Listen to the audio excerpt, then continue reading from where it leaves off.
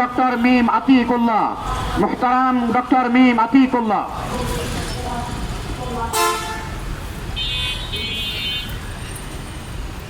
السلام عليكم ورحمة الله وبركاته.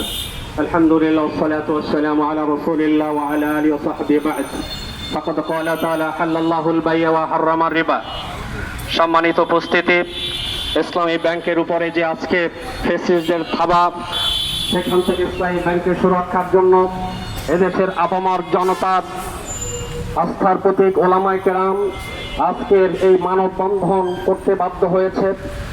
আজকের অনুষ্ঠানের সম্মানিত সভাপতি, সম্মানিত ওলামায়ে কেরাম, সম্মানিত সাংবাদিক বন্ধুগণ, আমরা হুঁশিয়ার করে দিতে চাই, 80-র দশকে প্রতিষ্ঠিত এদেশের মানুষকে সুদ থেকে মুক্ত করার জন্য ইসলামিক ব্যাংকিং ব্যবস্থার ধারাকে চালু করার জন্য ইসলামী ব্যাংক প্রতিষ্ঠিত হয়েছিল এবং এই ব্যাংকটি ধীরে ধীরে দেশের মানুষের আশা আকাঙ্ক্ষার আস্থার প্রতীকে পরিণত হয়েছে।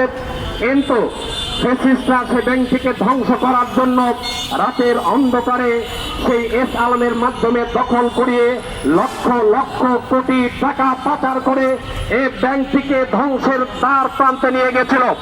কিন্তু 1 জুলাই রক্তের বিনিময়ে যখন বাংলাদেশ স্বাধীন হলো, স্বাধীনতার পরে ইসলামিক ব্যাংকটি যখন আবার ঘুরে দাঁড়াচ্ছিল, যখন এদেশের মানুষ স্বস্তির নিঃশ্বাস নিচ্ছিল, যখন প্রবাসীরা তাদের আস্থা ফিরে পাচ্ছিল, এরপরে আমাদের জাতীয় নির্বাচনের পরে এই ফ্যাসিস্টের দোসররা আবার সে ব্যাংকটিকে দখল করে এস আলমের হাতে তুলে যাওয়ার পায় তারা চলছে। আমরা ওলামায়ে কেরামের পক্ষ থেকে তীব্র নিন্দা জানাচ্ছি।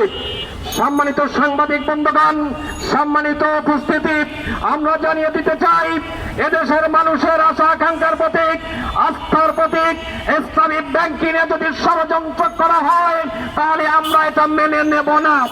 আমরা কোন রাজনৈতিক এজেন্ডা বাস্তবায়ন করার জন্য আসিনি। আমরা এই ব্যাংকের একজন গ্রাহক হিসাবে আমার আমানতকে সুরক্ষার অধিকার নিয়ে আমি এখানে এসেছি। সুতরাং আসুন আমরা এই অধিকারকে রক্ষার জন্য, এদেশের লক্ষ লক্ষ মানুষের আমানতকে সুরক্ষার জন্য আমরা প্রয়োজনে রাজপথে নেমে আসবো। আবার 1 জুলাই আমরা গড়ে তুলবো।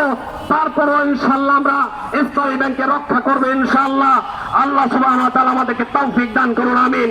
ওয়াসসালামু আলাইকুম ওয়া রাহমাতুল্লাহি ওয়া বারাকাতুহু।